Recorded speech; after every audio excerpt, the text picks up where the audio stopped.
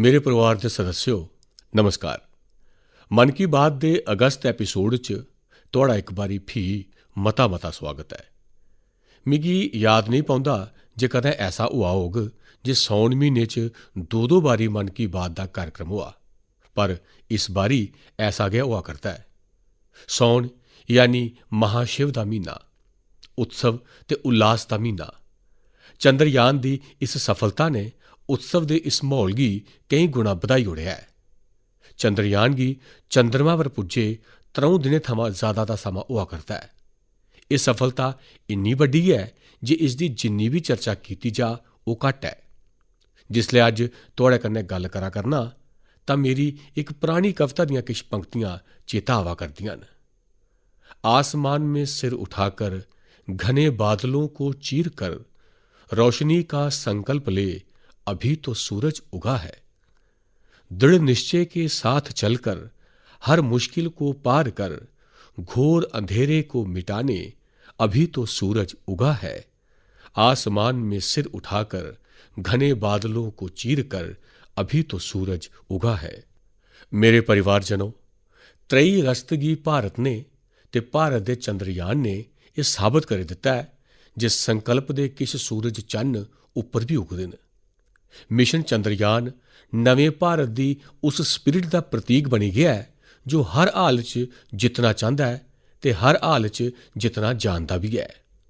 साथियों, इस मिशन का एक पक्ष ऐसा भी रहा जिसकी अज मैं तुसें सबने कन्नै खास तौर पर चर्चा करना चाहना।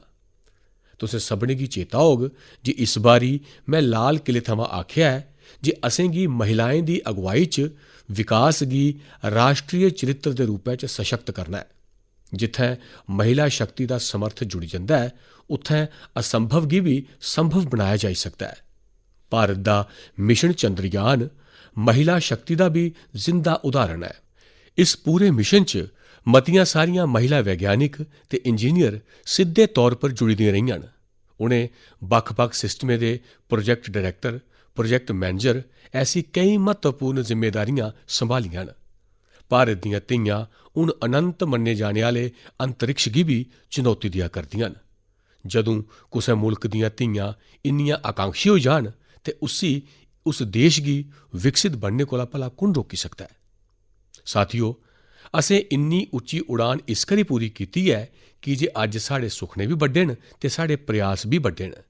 साढ़े वैज्ञानिकें दे कन्नै कन्नै होरनें सैक्टरें दी भी चंद्रयान 3 की सफलता च मती अहम भूमिका रही है।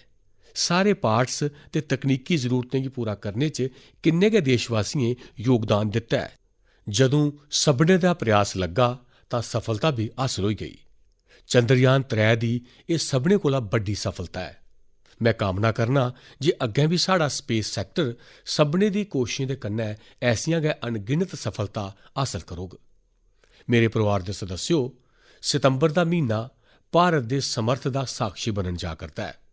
अगले महीने होने वाली G20 लीडर्स समिट लई भारत पूरी चाल्ली तैयार है। इस आयोजन च हिस्सा लैने लई 40 मुल्खें दे राष्ट्राध्यक्ष ते नेकां ग्लोबल ऑर्गेनाइजेशंस राजधानी दिल्ली च औने आह्ले न। G20 शिखर सम्मेलन के इतिहास च एह् अजें तक्कर दी सारें शा बड्डी भागीदारी होग। अपनी प्रेजिडेंसी के दौरान भारत ने G20 गी होर मता समावेशी मंच बनाया है। भारत के निमंत्रण पर गै अफ्रीकन यूनियन भी G20 कन्नै जुड़ी ते अफ्रीका के लोकें की आवाज़ दुनिया के इस अहम प्लेटफार्म तक पुज्जी।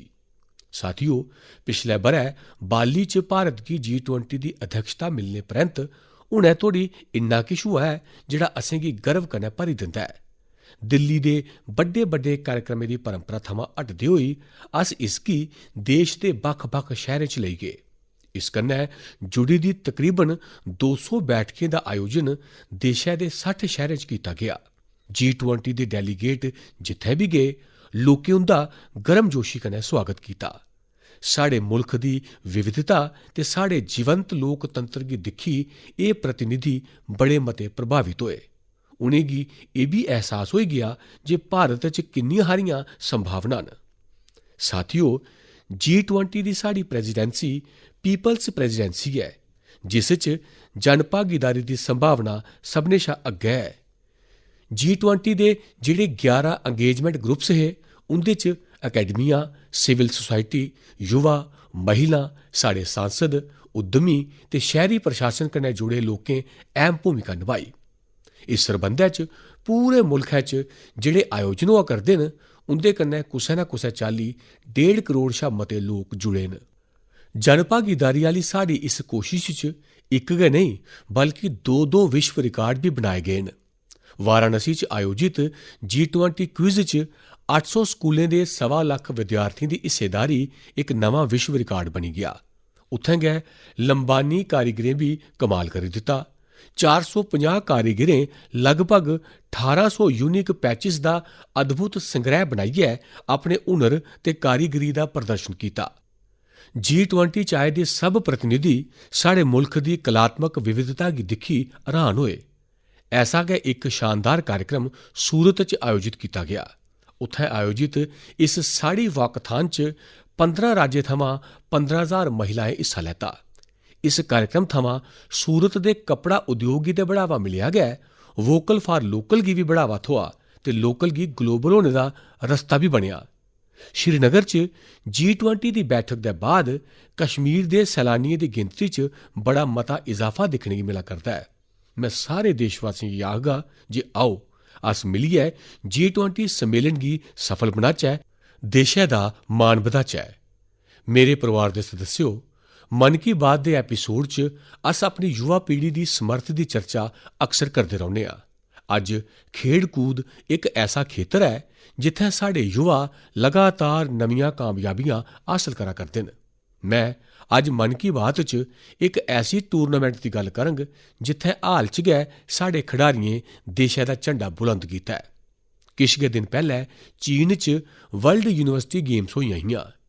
इनें खेड्डें च इस बारी भारत दा अजें तक्कर दा सभनें शा बेहतरीन प्रदर्शन रेहा है। साढ़े खिडारियें कुल 26 तगमे जित्ते, जिंदे चा 11 सुन्ने दे तगमे हे। तुसें गी एह् जानियै खरा लग्गोग जे 1959 थमां लेइयै हुनै तक्कर जिन्नियां बी वर्ल्ड यूनिवर्सिटी गेम्स होइयां न उंदे च जित्ते दे सभनें तगमें गी जोड़ी देचै तां बी एह् गिनतरी 18 तक्कर गै पुजदी ऐ। इन्ने दहाकें च छड़े 18, जदकि इस बारी साढ़े खिडारियें 26 तगमे जित्ती लैते। इस करियै वर्ल्ड यूनिवर्सिटी गेम्स च तगमे जित्तने आह्ले किश युवा खिडारी विद्यार्थी इस बेल्लै फोन लाइन पर मेरे कन्नै जुड़े दे न। मैं सभनें शा पैह्ले इंदे बारे च तुसेंगी दस्सी देआं। यूपी दी रौह्ने आह्ली प्रगति ने तीरंदाजी च तगमा जित्तेआ है। असम दे रौह्ने आह्ले अमलान ने एथलैटिक्स च तगमा जित्तेआ है। यूपी दी रौह्ने आह्ली प्रियंका ने रेस वॉक च तगमा जित्तेआ है। महाराष्ट्र दी रौह्ने आह्ली अभिधन्या ने निशानेबाजी च तगमा जित्तेआ है। मेरे प्यारे युवा खिडारियो, नमस्कार। नमस्ते सर। मिगी तुंदे कन्नै गल्ल करियै बड़ा खरा लग्गा करदा है। मैं सभनें शा पैह्ले भारत दी यूनिवर्सिटियें चा चुनी गेदी टीम, तुसें लोकें जेह्ड़ा भारत दा नांऽ रोशन कीता है, इस करियै मैं तुसें सभनें गी बधाई दिन्ना। तुसें वर्ल्ड यूनिवर्सिटी गेम्स च अपने प्रदर्शन कन्नै हर देशवासी दा सिर गर्व कन्नै उच्चा करी दित्ता है। तां सभनें शा पैह्ले ते मैं तुसें गी मती मती बधाई दिन्ना। प्रगति, मैं इस गल्लबात दी शुरुआत तुंदे थमां करा करना। तुस सभनें शा पैह्ले मिगी दस्सो जे 2 तगमे जित्तने परैंत तुस जिसलै इत्थुआं गेइयां उसलै क्या एह् सोचेआ हा ते इन्नी बड्डी जित्त हासल कीती तां महसूस की होआ करदा है? सर, बड़ा गर्व महसूस करे करदी ही मैं। मिगी इन्ना खरा लग्गा करदा हा जे मैं अपने मुल्क दा झंडा इन्ना उच्चा लहराइयै आई आं जे इक बारी ते ठीक है जे सुन्ने दे मुकाबले च पुज्जे हे, उसगी हारी गेई ही तां बसोस होआ करदा हा। पर दुई बारी एह् गै हा दमाग च जे हून किश होई जा, इसगी हेठ नहीं जान देना है। इसी हाल च सभनें शा उच्चा लहराइयै गै औना है। जिसलै अस मुकाबले गी अखीरे च जित्ते हे तां उ'ऐ पोडियम पर असें लोकें बड़ा खरी चाल्ली जश्न मनाया हा। ओह् पल बड़ा अच्छा हा। इन्ना गर्व महसूस होआ करदा हा जे मतलब स्हाब नहीं हा ओह्दा। प्रगति, तुसें गी ते शारीरिक तौर पर बड़ी समस्या आइयां हियां, ओह्दे चा उभरियै आइयां। एह् अपने आपै च देशै दे नौजवानें लेई बड़ी प्रेरणा देने आह्ला है। केह् होआ हा तुसें गी? सर, 5 मई 2020 च मिगी सर ब्रेन हैमरेज होआ हा। मैं वेंटिलेटर पर ही। किश पक्का नहीं हा जे बचगी या नेईं, ते बचगी तां कि'यां बचगी। पर इन्ना हा जे हां, मिगी अंदरै थमां हिम्मत ही जे मैं जाना है वापस मैदान पर, खड़े होना है, तीर चलाने। मिगी मेरी जिंदगी बचाई है ਤੇ ਸਭਨੇ ਸ਼ਾ ਵੱਡਾ ਹੱਥ ਭਗਵਾਨ ਦਾ, ਉਹਦੇ ਪਰੰਤ ਡਾਕਟਰ ਦਾ, ਵੀ तीरंदाजी ਦਾ। ਸਾਡੇ ਕन्ने अमलान भी है। अमलान, बिंद दस्सो तुंदी एथलैटिक्स ਦੇ ਪ੍ਰਤੀ ਇੰਨੀ ਮਤੀ ਦਿਲਚਸਪੀ ਕਿਵੇਂ ਵਿਕਸਿਤ ਹੋਈ? जी नमस्कार सर। ਨਮਸਕਾਰ ਨਮਸਕਾਰ। सर एथलैटिक्स ਦੇ ਪ੍ਰਤੀ ਤੇ ਪਹਿਲੇ ਉਨੀ ਦਿਲਚਸਪੀ ਨਹੀਂ ਸੀ। ਪਹਿਲੇ ਅਸ ਫੁੱਟਬਾਲ 'ਚ ਇਹ ਮਤੇ, ਪਰ ਜਿਵੇਂ ਜਿਵੇਂ ਮੇਰੇ ਭਰਾ ਦਾ ਇੱਕ ਦੋਸਤ ਹੈ ਤਾਂ ਉਹਨੇ ਮਿਗੀ ਆਖਿਆ ਜੇ ਅਮਲਾਨ ਤੁसें गी एथलैटिक्स 'ਚ ਮੁਕਾਬਲੇਬਾਜ਼ੀ 'ਚ ਜਾਣਾ ਚਾਹੀਦਾ। ਤਾਂ ਮੈਂ ਸੋਚਿਆ ਚਲੋ ਠੀਕ ਹੈ। ਤਾਂ ਪਹਿਲਾਂ ਜਿਸਲੇ ਮੈਂ ਸਟੇਟ ਮੀਟ ਖੇਡਿਆ ਤਾਂ ਮੈਂ ਹਾਰੀ ਗਿਆ ਉਹਦੇ 'ਚ, ਤਾਂ ਹਾਰ ਮਿਗੀ ਖਰੀ ਨਹੀਂ ਲੱਗੀ। ਤਾਂ ਇਆਂ ਕਰਦੇ ਕਰਦੇ ਮੈਂ ਐਥਲੈਟਿਕਸ 'ਚ ਆਈ ਆ। ਫਿਰ ਇਆਂ ਗਿਆ ਬੱਲੇ ਬੱਲੇ ਹੁਣ ਆਨੰਦ ਆਉਣ ਲਈ ਪਿਆ ਹੈ। ਤਾਂ ਇਆਂ ਗਿਆ ਮੇਰੀ ਦਿਲਚਸਪੀ ਵਧੀ ਗਈ। ਅਮਲਾਨ, ਬਿੰਦ ਦੱਸੋ ਮਤਾ ਸਾਰਾ ਅਭਿਆਸ ਕਿੱਥੇ ਕੀਤਾ? ਜ਼ਿਆਦਾਤਰ ਮੈਂ हैदराबाद 'ਚ ਅਭਿਆਸ ਕੀਤਾ ਹੈ, ਸਾਈ ਰੈਡੀ ਸਾरून ਦੀ ਦਿਖ ਰਿਖੇਟ। ਫਿਰ ਉਹਦੇ ਪ੍ਰੰਤ ਭੁਵਨੇਸ਼ਵਰ 'ਚ ਸ਼ਿਫਟ ਹੋਈ ਗਿਆ ਤਾਂ ਉਧਰਾ ਮੇਰਾ ਪੇਸ਼ੇਵਰ ਤੌਰ ਪਰ ਸ਼ੁਰੂ ਹੋਆ ਸਰ। ਅੱਛਾ, ਸਾਡੇ ਕਨੇ ਪ੍ਰਿयंका भी हैन। प्रियंका, तुस 20 किलोमीटर रेस वॉक टीम दियां हिस्सा आईयां। सारा मुल्क अज तुसें गी सुना करदा है ते ओह् इस खेड दे बारे च जानना चाहंदे न। तुस एह् दस्सो जे एह्दे आस्ते किस चाल्ली दे हुनर दी लोड़ हुंदी है ते तुंदा कैरियर कुत्थुआं कुत्थे पुज्जा?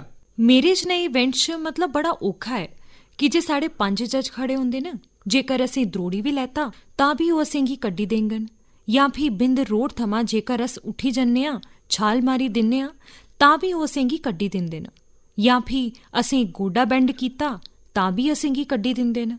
ते मिगी ते दऊं चेतावनियां भी मिली गईयां हियां। ओह्दे परैंत मैं अपनी रफ्तार पर इन्ना नियंत्रण कीता जे कुते ना कुते मैं टीम मैडल ते घट्टो घट्ट इत्थुआं जित्तना गै कि जे अस मुल्क लेई इत्थे आए आं ते असें खाली हत्थ इद्धरा जाना नहीं है। जी, ते पिता जी भरा वगैरह सब ठीक न? हाँ जी सर, सब वधिया। मैं ते सबने गी दसनी आं जे तुस मतलब इन्ना प्रेरित करदे हो असें लोकें गी। सच्चें सर बड़ा खरा लग्गा करदा है कि जे वर्ल्ड यूनिवर्सिटी जनेही खेड गी भारत च इन्ना पुच्छया भी नहीं जंदा हा, पर हुन इन्ना समर्थन मिले करदा है ना सर इस खेड च भी। मतलब अस ट्वीट भी दिखे करने आं, जे हर कोई ट्वीट करा करदा है जे असें इन्ने तगमे जीते न, तां बड़ा खरा लग्गा करदा है जे ओलंपिक्स आला लेखा इसगी भी इन्ना बढ़ावा मिले करदा है। चलो प्रियंका, मेरी तरफा बधाई है, तुसें बड़ा नां रोशन कीता है। आओ अस अभिदन्या कन्नै गल करने आं। नमस्ते सर। दस्सो अपने विशे च। सर मैं प्रॉपर कोल्हापुर महाराष्ट्र थमां। मैं निशानेबाजी च 25 मीटर स्पोर्ट्स पिस्टल ते 10 मीटर एयर पिस्टल दमें इवेंट करनी आ। मेरे माता पिता दमें इक हाई स्कूल टीचर न। तां मैं 2015 च निशानेबाजी शुरू कीती। जिसले मैं निशानेबाजी शुरू की उसले उत्थे कोल्हापुर च उन्नी सुविधा नहीं मिलदियां हियां। बस राहें यात्रा करिए बडगाम थमां कोल्हापुर जाने लई 1.5 घंटा लगदा है, तां वापस आने लई 1.5 घंटा ते 4 घंटे दी सिखलाई। तां इ'यां 6-7 घंटे आने जाने च ते सिखलाई च जंदे हे। तां मेरा स्कूल भी खुंजी जंदा हा। तां भी माता पिता होरें बोलिया जे पुत्तर इक कम्म करो, अस तुसें गी शनिवारें ते ऐतवारें लेइयै जागे शूटिंग रेंज लेई, ते बाकी समें तुस दूइयां खेढां खेढो। तां मैं बड़ी सारी खेढां खेढदी ही बचपन च, कि जे मेरे माता पिता दौनें गी खेढें च बड़ी दिलचस्पी ही, पर ओह् किश नहीं करी पाए। माली तौर पर उन्नी सहायता नहीं ही ते उन्नी जानकारी भी नहीं ही। इस करियै मेरी माता हुंदा बड्डा सुखना हा जे मुल्क दी नुमाइंदगी करनी चाहिदी ते भी मुल्क लेई तगमा भी जीतना चाहिदा। तां मैं उंदा सुखना पूरा करने लेई बचपन थमां खेड कूद च बड़ी दिलचस्पी लैंदी ही ते भी मैं ताइक्वांडो भी कीता है। ओह्दे च भी ब्लैक बेल्ट आं ते मुक्केबाजी, जूडो ते तलवारबाजी ते डिस्कस थ्रो जनेही बड़ी सारी खेडां खेडी है। भी मैं 2015 च निशानेबाजी च आई गई। भी 2-3 बरे मैं बड़ा संघर्ष किया ते पहली बारी मेरा यूनिवर्सिटी चैंपीयनशिप लई मलेशिया सिलेक्शन होई गया ते ओह्दे च मेरा ब्रोंज मैडल आया। तां उधरा असल तौर पर मिगी पुश मिलिया। भी मेरे स्कूल ने मेरे लिए एक शूटिंग रेंज बनवाई। भी मैं उधर सिखलाई लैंदी ही ते भी उ'नें मिगी पुणे भेजी दित्ता सिखलाई हासल करने लेई। तां इत्थे गगन नरंग स्पोर्ट्स फाउंडेशन है, गन फॉर ग्लोरी। तां मैं ओह्दे हेठ सिखलाई हासल करे करनी आं। उ'नें गगन सर ने मिगी बड़ा समर्थन दित्ता है ते मेरी खेड लेई बढ़ावा दित्ता। अच्छा, तुस चाहुंदे मिगी किश आखना चाहंदे हो तां मैं सुनना चाहंग। प्रगति होऐ, अमलान होऐ, प्रियंका होऐ, अभिदन्या होऐ, तुस सब्भै मेरे कन्नै जुड़े दे हो तां किश आखना चाहंदे हो तां मैं पक्क गै सुनगा। सर मेरा एक सवाल है सर जी। तुसें गी सभनें शा वधिया खेड केह्ड़ी लगदी है सर? खेड दी दुनिया च भारत गी बड़ा खिड़ना चाहिदा ते इस करियै मैं इनें चीजें गी बड़ा बढ़ावा देआ करना। पर हाकी, फुटबाल, कबड्डी, खो खो एह् साढ़ी धरती कन्नै जुड़े दे खेड न। एह्दे च तां असेंगी कदें पिच्छें नेईं रौह्ना चाहिदा। ते में दिक्खेआ करना जे तीरअंदाजी च साढ़े लोक खरी कारकर्दगी दस्सा करदे न, निशानेबाजी च खरा करै करदे न। ते दूआ में दिक्खा करना जे साढ़े नौजवानें च ते इत्थै धोड़ी जे परोआरें च बी खेड दे प्रति पैह्लें जेह्ड़ी भावना ही ओह नेईं ऐ। पैह्लें ते बच्चा खेढन जंदा हा तां रोकदे हे, ते हून बड़ा बड्डा वक्त बदलेआ ऐ। ते तुस लोक जेह्ड़ी कामयाबी हासल करदे आवा करदे हो ना, ओह् सभनें परोआरें गी प्रेरित करदी ऐ। हर खेड च जित्थै बी साढ़े बच्चे जा करदे न, किश ना किश मुल्ख लेई करियै औंदे न। ते एह् खबरां अज्ज मुल्खै च प्रमुखता कन्नै दस्सियां बी जंदियां न, सनाइयां बी जंदियां न, ते स्कूल कालेज च चर्चा बी रौंह्दी ऐ। चलो, मिगी बड़ा खरा लग्गा। मेरी तरफा तुसें सभनें गी मती मती बधाई, मतियां मतियां शुभकामनां। मता मता धन्नवाद। धन्नवाद सर, धन्नवाद। धन्नवाद जी, नमस्कार। मेरे परिवारजनों, इस बारी 15 अगस्त दे दौरान मुल्खा ने सबका प्रयास दा समर्थ दिक्खेआ। सभनें देशवासियों दे प्रयास ने हर घर तिरंगा अभियान गी सच्चें गै हर मन तिरंगा अभियान बनाई दित्ता। इस अभियान दे दौरान केईं रिकार्ड भी बने। देशवासियें करोड़ें दी तादाद च तिरंगे खरीदे। 1.5 लक्ख पोस्ट आफिसें जरिए करीब 1.5 करोड़ तिरंगे बेचे गए। एह्दे कन्नै साढ़े कामगारें गी, बुनकरें गी ते खास करियै जनानियें गी सैकड़ें करोड़ें रपेऽ दी आमदनी भी होई ऐ। तिरंगे कन्नै सैल्फी पोस्ट करने च बी इस बारी देशवासियें नमां रिकार्ड बनाई दित्ता। पिछले ब'रै 15 अगस्त तोड़ी करीब 5 करोड़ देशवासियें तिरंगे दे कन्नै सैल्फी पोस्ट कीती ही। इस ब'रै एह् तदाद 10 करोड़ गी भी पार करी गेई ऐ। साथियो, इसलै मुल्खा च मेरी माटी मेरा देश देशभक्ति दी भावना गी उजागर करने आह्ला अभियान जोरें पर ऐ। सितंबर दे म्हीने च मुल्खा दे ग्रां ग्रां च हर घरै थमां मिट्टी किट्ठी करने दा अभियान चलग। मुल्खा दी पवित्र मिट्टी हजारें अमृत कलशें च जमा कीती जाग। अक्तूबर मुकदे मुकदे हजारां अमृत कलश यात्रा कन्नै देशै दी राजधानी दिल्ली पुजगन। इस मिट्टी कन्नै गै दिल्ली च अमृत वाटिका दा निर्माण होग। मिगी विश्वास ऐ हर देशवासी दा प्रयास इस अभियान गी भी सफल बनाग। मेरे परिवारजनों, इस बारी मिगी केईं चिट्ठियां संस्कृत भाशा च थ्होइयां न। एह्दी वजह ऐ जे सौन म्हीने दी पुन्नेआ इस तित्थ गी विश्व संस्कृत दिवस मनाया जंदा ऐ। सर्वेभ्य विश्व संस्कृत दिवस्य हार्दिक शुभकामनाः। तुस सभनें गी विश्व संस्कृत दिवस दी मती मती बधाई। अस सारे जानने आं जे संस्कृत दुनिया दी सभनें शा प्राचीन भाशाएं चा इक ऐ। इसी केईं आधुनिक भाशाएं दी जननी भी गलाया जंदा ऐ। संस्कृत अपनी प्राचीनता दे कन्नै कन्नै अपनी वैज्ञानिकता दे व्याकरण आस्तै भी जानी जंदी ऐ। भारत दा किन्ना गै प्राचीन ज्ञान हजारें ब'रें तोड़ी संस्कृत भाशा च गै संरक्षित कीता गेआ ऐ। योग, आयुर्वेद ते फिलासफी जनेह् विशें पर रिसर्च करने आह्ले लोक हून मती कोला मती संस्कृत सिक्खा करदे न। केईं संस्थान भी इस पेठा बड़ा शैल कम्म करा करदे न, जि'यां कि Sanskrit promotion foundation, Sanskrit for योग, संस्कृत फॉर आयुर्वेदा ते संस्कृत फॉर बुद्धिज्म जनेह् केईं कोर्सेज करांदा ऐ। संस्कृत भारती लोकें गी संस्कृत सखाने दा अभियान चलांदी ऐ। एह्दे च तुस 10 दिनें दे संस्कृत संभाषण शिविर च हिस्सा लेई सकदे हो। मिगी खुशी ऐ जे अज्ज लोकें च संस्कृत गी लेइयै जागरूकता ते मान दी भावना बधी ऐ। एह्दे पिच्छें जंदे ब'रे च मुल्खा दा विशेष योगदान भी ऐ। जि'यां 3 संस्कृत डीम्ड यूनिवर्सिटीज़ गी 2020 च सेंट्रल यूनिवर्सिटीज़ बनाया गेआ। बक्ख-बक्ख शैह्रें च संस्कृत विश्वविद्यालयें दे केईं कालेज ते संस्थान भी चला करदे न। IITs ते IIMs जनेह् संस्थानें च संस्कृत केंद्र काफी पॉपुलर होआ करदे न। साथियो, अक्सर तुसें इक गल्ल जरूर महसूस कीती होग, जड़ें कन्नै जुड़ने दी, साढ़ी संस्कृति कन्नै जुड़ने दी, साढ़ी परंपरा दा बड़ा बड्डा सशक्त माध्यम होंदी ऐ साढ़ी मातृभाशा। जिसलै अस अपनी मातृभाशा कन्नै जुड़ने आं तां अस आसानी कन्नै अपनी संस्कृति कन्नै जुड़ी जन्ने आं, अपने संस्कारें कन्नै जुड़ी जन्ने आं, अपनी परंपरा कन्नै जुड़ी जन्ने आं, अपने चिर पुरातन भव्य वैभव कन्नै जुड़ी जन्ने आं।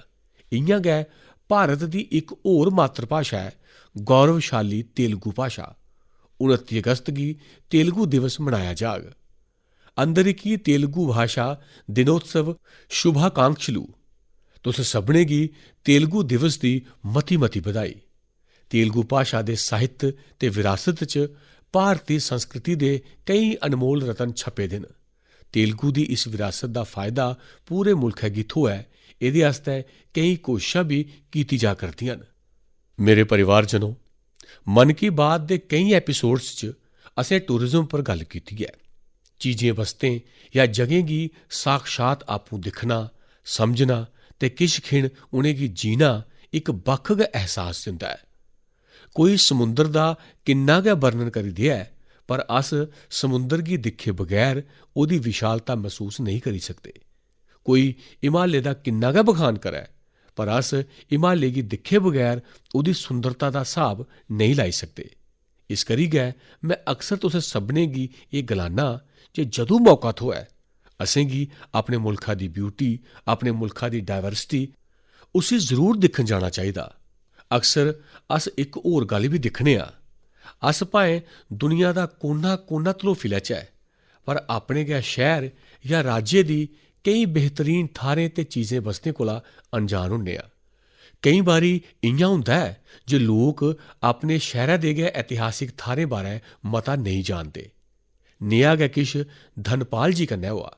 धनपाल जी बेंगलुरु दे ट्रांसपोर्ट आफिस च ड्राइवर दा कम्म करदे हे। करीब 17 ब'रे पैह्लें उ'नेंगी साइट सीइंग विंग च जिम्मेदारी थ्होई ही। हून इसी लोक बेंगलुरु दर्शनी दे नां कन्नै जानदे न। धनपाल जी सैलानियें गी शैह्रा दे बक्ख-बक्ख पर्यटन थाह्रें पर लेइयै जा करदे हे। नेही गै इक ट्रिप पर कुसै टूरिस्ट ने उ'नेंगी पुच्छी लैता, बेंगलुरु च टैंक गी सेंकी टैंक की आखेआ जंदा ऐ? उ'नेंगी बड़ा मता गै खराब लग्गा जे उ'नेंगी एह्दा जवाब पता नेईं हा। ऐसे च उ'नें अपनी जानकारी बधाने पर फोकस कीता। अपनी विरासत गी जानने दे इस जुनून च उ'नेंगी नेकां पत्थर ते शिलालेख थ्होए। इस कम्मा च धनपाल जी दा मन नेहा रुज्झेआ जे उ'नें एपीग्राफी यानी शिलालेखें कन्नै जुड़े दे विशे च डिप्लोमा बी करी लैता। भाएं हून ओह् रिटायर होई चुके न, लेकिन बेंगलुरु दी तरीख तलोफने दा उंदा शौक अजें बी बरकरार ऐ। साथियो, मिगी ब्रायन डी खारप्रन दे बारे च दसदे होई बड़ी गै खुशी होआ करदी ऐ। एह् मेघालय दे रौह्ने आह्ले न ते उंदी स्पेलियोलॉजी च गजब दी दिलचस्पी ऐ। सखल्ली भाशा च आखेआ जा तां एह्दा मतलब ऐ गुफाएं दी पढ़ाई। केईं ब'रे पैह्लें उंदे च एह् इंटरस्ट तदूं पैदा होआ जेल्लै उ'नें केईं स्टोरी बुक्स पढ़ियां। 1964 च उ'नें इक स्कूली विद्यार्थी दे रूपै च अपना पैह्ला एक्सप्लोरेशन कीता। 1990 च उ'नें अपने दोस्त कन्नै रलियै इक एसोसिएशन दी स्थापना कीती ते एह्दे जरिए मेघालय दी अनजान गुफाएं बारै पता लाना शुरू कीता। दिखदे गै दिखदे उ'नें अपनी टीम दे कन्नै मेघालय दी 1700 कोला मतियें गुफाएं दी तपाश करी लैती ते रियासत गी वर्ल्ड केव मैप पर आह्नी दित्ता। भारत दी सभनें शा लम्मी ते डूंह्गी गुफाएं चा किश मेघालय च मौजूद न। ब्रायन जी ते उंदी टीम ने केव फौना यानी गुफाएं दे उ'नें जीव जंतुएं गी बी डाकूमेंट कीता ऐ जेह्ड़े दुनिया च होर कुतै नेईं लभदे। मैं इस पूरी टीम दी कोशिशें दी सराह्ना करना ते कन्नै गै मैं तुसें गी एह् बी आखङ जे तुस मेघालय दी गुफाएं च सैर सपाटे दा प्लान जरूर बनाओ। मेरे परिवारजनों, तुस सारे जानदे हो जे डेयरी सैक्टर साढ़े मुल्खा दे सभनें शा इंपॉर्टेंट सैक्टरें बिच्चा इक ऐ। साढ़ी माताएं भैनें दी जिंदगी च बड़ा मता बदलाव आह्नने च ते एह्दी बड़ी अहम भूमिका रेही ऐ। किश गै दिन पैह्लें मिगी गुजरात दी बनास डेयरी दे इक इंटरस्टिंग इनिशिएटिव दे बारै जानकारी थ्होई। बनास डेयरी एशिया दी सभनें शा बड्डी डेयरी मन्नी जंदी ऐ। इत्थै हर रोज औसतन 75 लक्ख लीटर दुद्ध प्रोसैस कीता जंदा ऐ। एह्दे परैंत इसी दूए राज्यें च बी भेजेआ जंदा ऐ। दूए राज्यें च इत्थै दे दुद्धै दी बेल्लै सिर डिलीवरी होऐ, एह्दे आस्तै अजें तोड़ी टैंकर जां फ्ही मिल्क ट्रेन्स दा सहारा लैता जंदा हा। पर एह्दे च बी चुनौतियां घट्ट नेईं हियां। इक ते एह् जे लोडिंग ते अनलोडिंग च वक्त बड़ा लगदा हा ते फ्ही केईं बारी एह्दे च दुद्ध खराब बी होई जंदा हा। इस समस्या गी दूर करने आस्तै भारती रेलवे ने इक नवां प्रयोग कीता। रेलवे ने पालनपुर थमां न्यू रेवाड़ी तक ट्रक ऑन ट्रैक की सुविधा शुरू की। ਇਹਦੇ 'ਚ ਦੁੱਧਾਂ ਦੇ ਟਰੱਕਾਂ गी ਸਿੱਧਾ ਟ੍ਰੇਨ पर ਚਾੜੀ ਦਿੱਤਾ ਜਾਂਦਾ ਹੈ, यानी ट्रांसपोर्टेशन की बड़ी बड़ी दिक्कत ਇਹਦੇ कन्नै दूर हुई है। ट्रक ऑन ट्रैक सुविधा के नतीजे बड़ा संदोख देने वाले रहे न। पहले जिस दुद्धा गी पजाने च 3 घंटे लगी जाते हे, वो हुण अद्धे कोला भी अद्धे टाइम च पुज्जा करता है। ਇਹਦੇ कन्नै जिथे डीजल कन्नै होने वाला प्रदूषण रुकिया है, उत्थे के डीजल का खर्चा भी बचा करता है। ਇਹਦੇ कन्नै बड़ा मता फायदा ट्रकें के ड्राइवरें की भी होआ है, उनकी जिंदगी सखली हुई है। साथियों, कलैक्टिव एफर्ट्स कन्नै अज साड़ी डेयरीज भी आधुनिक सोच कन्नै अग्गे बधा करदियां न। बनास डेयरी ने पर्यावरण संरक्षण की भेठा भी किस चाली अग्गे गई पुट्टियां न, ਇਹਦਾ पता सीड बाल वृक्षारोपण अभियान कन्नै चलता है। वाराणसी मिल्क यूनियन साढ़े डेयरी फार्मर्स की आमदनी बढ़ाने आस्तै मैन्योर मैनेजमेंट पर काम करा करती है। केरला की मालाबार मिल्क यूनियन डेयरी की कोशिश भी बेहद अनूठी है। ये पशुएं की बीमारियों के इलाज आस्तै आयुर्वेदिक मैडिसिन्स का विकास करने च लगी दी है। साथियों, अज ने बड़े हारे लोग न जिहड़े डेयरी की अपनाइयै इसी डाइवर्सीफाई करा करते हैं। राजस्थान के कोटा च डेयरी फार्म चला करते अमनप्रीत सिंह के बारे भी तुसें गी जरूर जानना चाहिए। उन्हें डेयरी के कन्नै बायोगैस पर भी फोकस किया ते 2 बायोगैस प्लांट्स लाए। ਇਹਦੇ कन्नै बिजली पर होने वाला उनका खर्च करीब 70% घट हुआ है। इनकी ये कोशिश सारे मुल्खा के डेयरी फार्मर्स की प्रेरणा देने वाली है। अज कई बड़ी डेयरीज बायोगैस पर फोकस करा करदियां न। इस चाली दे कम्यूनिटी ड्रिवन वैल्यू एडिशन बड़े उत्साह बढ़ाने वाले न। मिगी विश्वास है जे सारे मुल्खा च इस चाली दे ट्रेंड्स निरंतर जारी रहंगन। मेरे परिवारजनों, मन की बात च अज बस इन्ना गै। हुण त्योहारें दा मौसम भी आई गया है। तुसें सारें गी रक्षा बंधन दी भी एडवांस शुभकामना। पर्व उल्लास दे बेल्लै असें गी वोकल फॉर लोकल दे मंत्र गी भी चेता रखना है। आत्मनिर्भर भारत ये अभियान हर देशवासी दा अपना अभियान है, ते जेल्लै त्यौहार दा माहौल है तां असें गी अपनी आस्था दे थाह्रें ते उंदे आले दुआले दे इलाकें गी साफ सुथरा ते रखना गै है, पर हमेशा आस्तै। अगली बारी तुंदे कन्नै फ्ही मन की बात होग, किश नमें विशें कन्नै मिलगे। अस देशवासियों दे किश नवीं कोशिशें दी, उंदी सफलता दी मन भरियै चर्चा करगे। तदों तोड़ी मिगी इजाजत दियो। मता मता धन्नवाद। नमस्कार।